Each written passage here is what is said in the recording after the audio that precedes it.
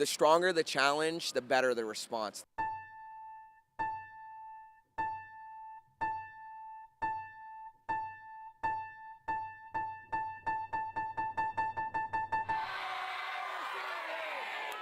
Welcome to the Strawberry Seals. You can't learn this sport out of a book. You've got to do it in the pool.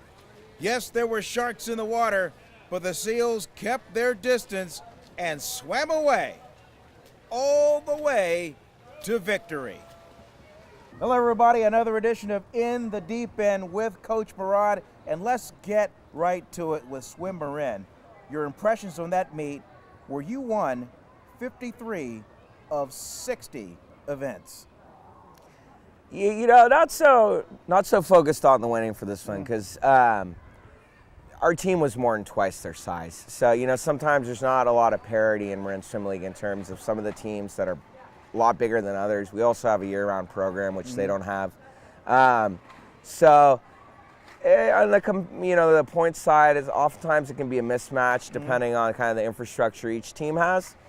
I was much more proud of the fact that our kids won 240 best times after. Yeah, I mean, we were in the previous meet we were under 30%. On this meet we were over 40%. So I think the break really helped the kids get refreshed, and being at home got them fired up. And I was just so happy to see, especially in the IM, that's where we had the highest percentage of best times.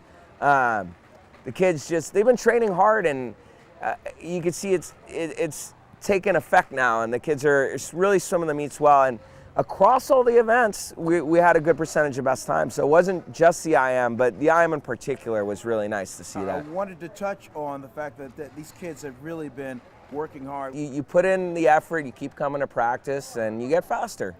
Speaking of getting faster, excuse me, who is Isabel Adams? Wow.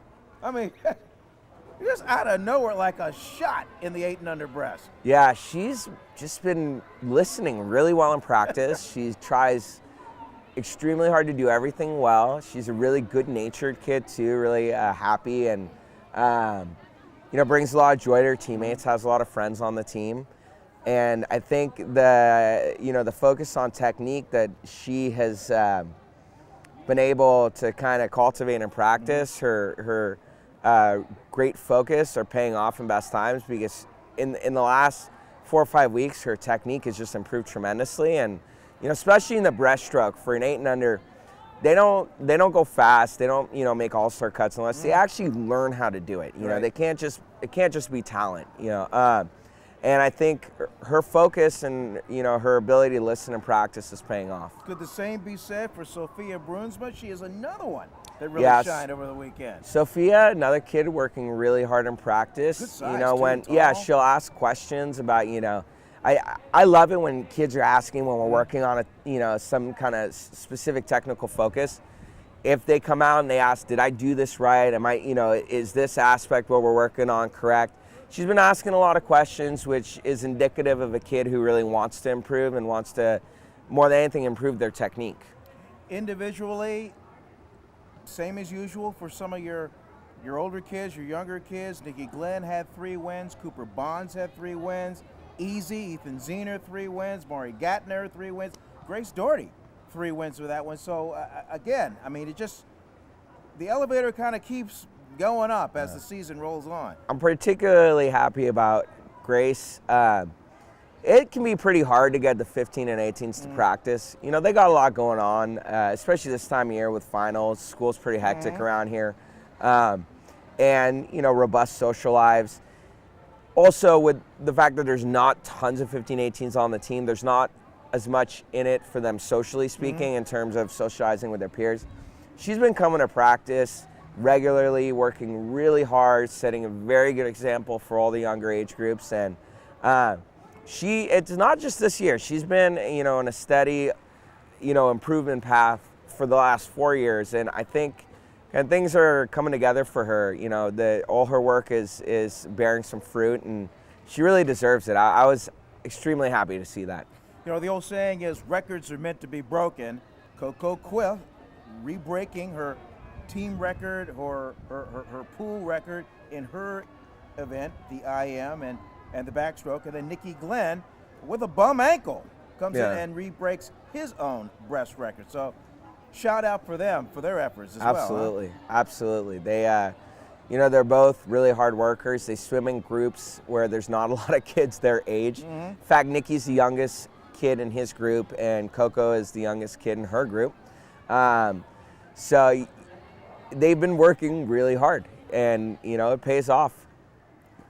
Wanted to ask you about a little injury update. Eloise Weir, who they say, hey, swim through the wall, and she literally did. Is she going to be okay? Yeah, she'll be fine.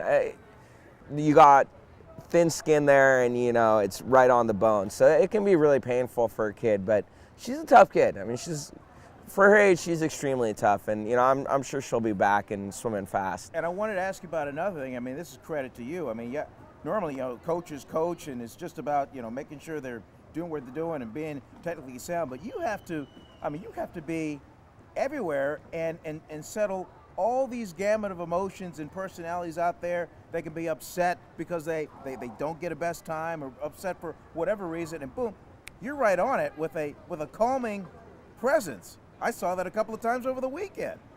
Well, that's our job. Yeah. You know, it's, as coaches, we've all been through those emotions, and we just try to give kids perspective about the long-term process, because you know, most of these kids will do hundreds, maybe, you know, 1,000 races in their lifetime, and put too much emotional stock in any one. It's not sustaining. You know, you can't carry that through a whole swim career.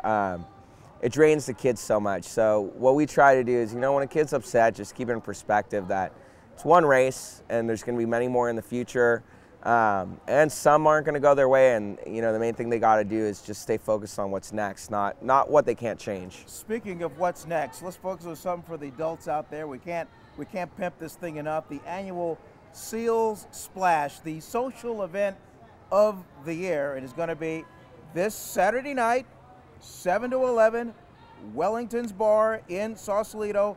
Tickets $50 a pop. That gets you one raffle ticket. You have an opportunity to buy more, but again, I mean, the prizes, the food, I mean, and everything raised, going to a great cause. Coach, you tell them, it's just one not to be missed. Yeah, it's a lot of fun, and it's a great bonding time for the parents. You know, it's one of the few situations we have with swim team where, you know, the kids aren't there, so the parents get to just cut loose a little bit and be themselves, and you know, hang out and get to know each other, because we have this phenomenal community of really interesting people, but we're all so focused on the children all the time. Sometimes the parents don't get a chance to get to know each other, and this is one great opportunity to have some conversations that are not about swimming, and just to connect as a community, and you know, in a different context. Well said, well said. So again, that's Saturday night, June 7th, Wellington's in Sausalito. Now, the day before, Coach, at practice right here from 3:30 to 7, we have the Swimathon, where kids can show up and raise money per lap in their efforts, and that is going to a good cause that gets you right here in the heart. Yeah, we talked about this before, but you know, it's good to reiterate that this year is a special year for our Swimathon. It's not just raising money for the SEALs, but we'll be raising money for the Soma Foundation to provide free swim lessons to underserved kids in the Canal area and in Marin City, and you know, hopefully give a lot more kids access to this sport. Well, looking ahead, we're on the road again. This time to Novato against the Novato Riptide, and maybe a quick forecast on this one as you continue to have this team grow and build toward champs, which will be at that same location.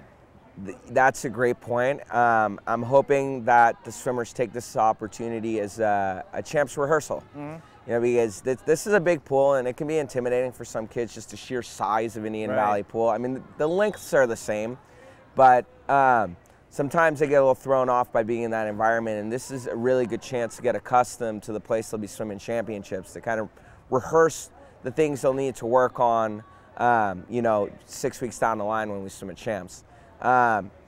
Also, you know, I expect the next 3 meets are going to be a lot closer than the last two or the first two were, so we have a bit of parity with the next 3 teams, and they're going to get progressively tougher as we swim the next 3 meets. So I'm really hoping, you know, families make their best effort to make it, because we're going to need everyone, you know, to have good close meets in these next 3. All right, so we need the spirit We need the ability. We need the backing.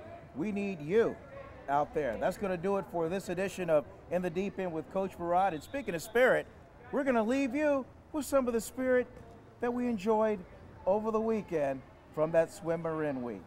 Thanks everybody for watching. Stay tuned on StrawberrySeals.com.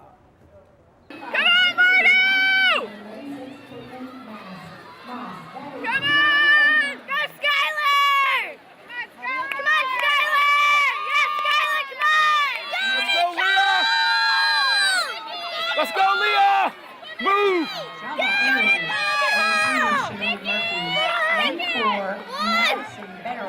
Nikki!